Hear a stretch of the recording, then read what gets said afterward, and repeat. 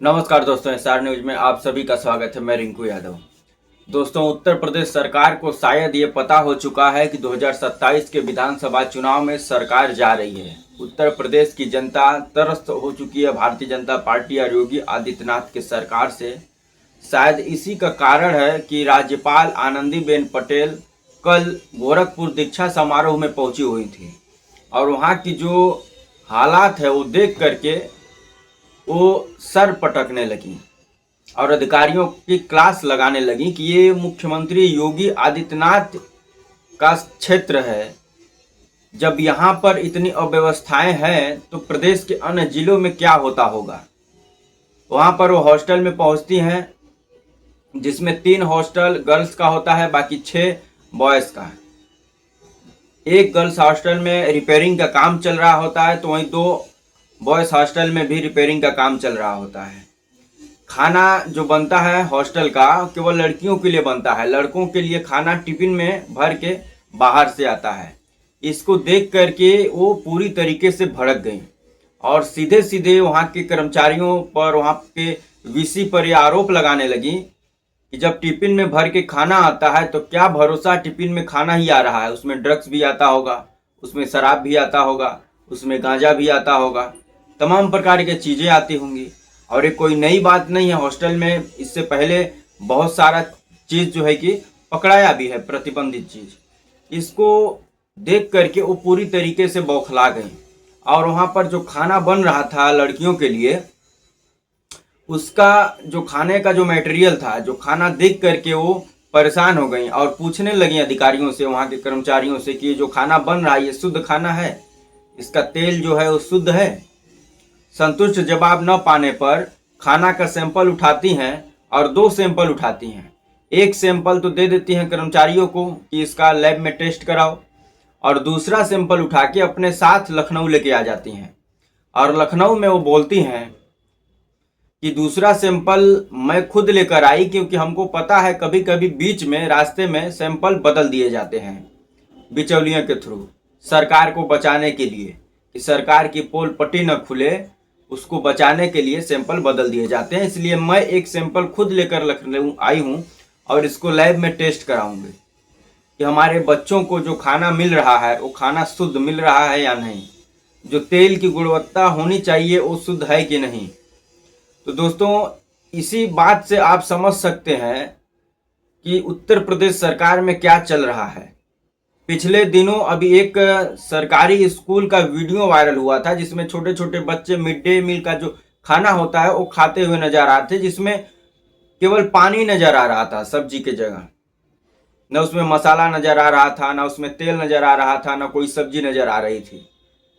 और छोटे छोटे जो गरीब बच्चे हैं वही खा रहे थे रोटी बोर के उस पानी में, समझो।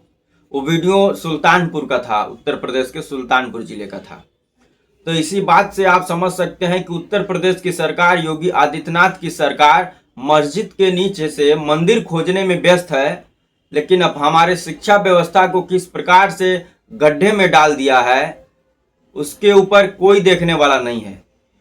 शायद आनंदीबेन पटेल जो राज्यपाल हैं उत्तर प्रदेश की, उनको भी पता हो चुका है कि जमीनी स्तर पर योगी आदित्यनाथ की सरकार को कोई पूछने वाला नहीं है। जनता त्रस्त है, अब इसकी विदाई होने वाली है। उत्तर प्रदेश की जनता चुनाव की वेट कर रही है कि जब चुनाव नज़दीक आएगा, चुनाव में हमें वोट देने की जो है कि मौका मिलेगा, हमें सरकार चुनने का मौका मिलेगा, तो सबसे पहला काम यही होगा कि योगी आदित्यनाथ सरकार की लखनऊ से विदाई। और अखिलेश यादव ने पिछले दिनों ट्वीट भी किया था कि उत्तर प्रदेश का जब चुनाव रिजल्ट आएगा 2027 का, तो जो वैध चीज है वही चीज लखनऊ से गोरखपुर जाएगी, अवैध चीज जाएगी नहीं। उनका साफ साफ इशारा योगी आदित्यनाथ की तरफ था। और अखिलेश यादव ने तो ट्वीट करके ये भी बोला था कि क्या कोई ट्रेन है डायरेक्ट लखनऊ से गोरखपुर के लिए जाने के लिए, या बाई रोड जाना पड़ेगा मुख्यमंत्री जी को गोरखपुर। बाई रोड जाना पड़ेगा तो जो रोड की हालत है उत्तर प्रदेश की, एक्सप्रेसवे की जो हालत है, जो पूर्वांचल एक्सप्रेसवे की हालत है, वो किसी से छुपा नहीं है। 2 घंटा ड्राइव करने के बाद कमर में दर्द उठ जाता है। जगह जगह खड्डे, जगह जगह सड़क टूटा, जगह जगह पानी भरा हुआ है। तो उत्तर प्रदेश की सरकार पूरी तरीके से शिक्षा व्यवस्था पर फेल है, कानून व्यवस्था पर फेल है, आए दिन हत्या मर्डर बलात्कार हो रहा है। किसान परेशान है योगी आदित्यनाथ के सरकार में, मुआवजा ढंग से मिल नहीं रहा है। आवारा पशुओं से फसल बर्बाद हो जा रही है। यूरिया डाई के बोरी में 5-5 किलो 10-10 किलो माल कम आ रहा है।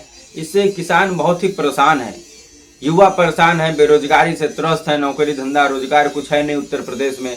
लेकिन योगी आदित्यनाथ की केवल बातें बड़ी बड़ी हैं। केवल मस्जिद के नीचे से बुलडोजर लगाकर मंदिर खोजने का काम उत्तर प्रदेश के पिछले 10 सालों में खूब हुआ है। जगह जगह पर मस्जिद को तोड़ा जाता है, उसके नीचे से मंदिर को ढूंढा जाता है, सांप्रदायिक दंगा फसाद कराया जाता है और इसी के माहौल में इसके माहौल बना करके वोट लिया जाता है। लेकिन अब उत्तर प्रदेश की जनता समझ चुकी है कि इन सब चीज़ों से कोई लेना देना नहीं है। न रोजगार मिल रहा है, न ढंग से हमारा प्रदेश चल रहा है।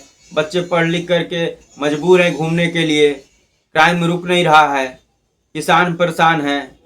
तो कहीं न कहीं उत्तर प्रदेश की जनता अब समझ चुकी है कि बाबा की विदाई अब करना होगा। यदि उत्तर प्रदेश को बचाना है और चोरों से बचाना है, खास करके जिस प्रकार से राम मंदिर में चोरी हुआ है उन चोरों से बचाना है, सनातन धर्म को सुरक्षित करना है, तो इन चोरों को भगाना होगा उत्तर प्रदेश से, इन भ्रष्टाचारियों को भगाना होगा उत्तर प्रदेश से।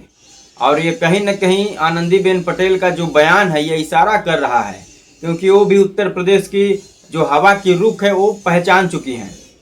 उनको भी मालूम हो चुका है कि अब योगी आदित्यनाथ की सरकार रिपीट होने वाली नहीं है, अब इनका विदाई का बेला हो चला है। इसलिए कहीं न कहीं राज्यपाल महोदया भी उत्तर प्रदेश के गोरखपुर जिले का पोल खोल रही हैं। गोरखपुर जिला यानी सेंट्रल है। योगी आदित्यनाथ, लोग बोलते हैं या तो लखनऊ में मिलेंगे या गोरखपुर में मिलेंगे, गोरखपुर मॉडल की दुहाई देते रहते हैं। तो उस गोरखपुर मॉडल की पोल खोल रही हैं आनंदीबेन पटेल। तो दोस्तों, आप सबकी क्या राय है? क्या आप सब भी उत्तर प्रदेश में इन सब चीज़ों से वाकिफ हैं? क्या उत्तर प्रदेश में भ्रष्टाचार चरम सीमा पर पहुंच चुका है? क्या उत्तर प्रदेश में बेरोजगारी चरम सीमा पर पहुंच चुकी है?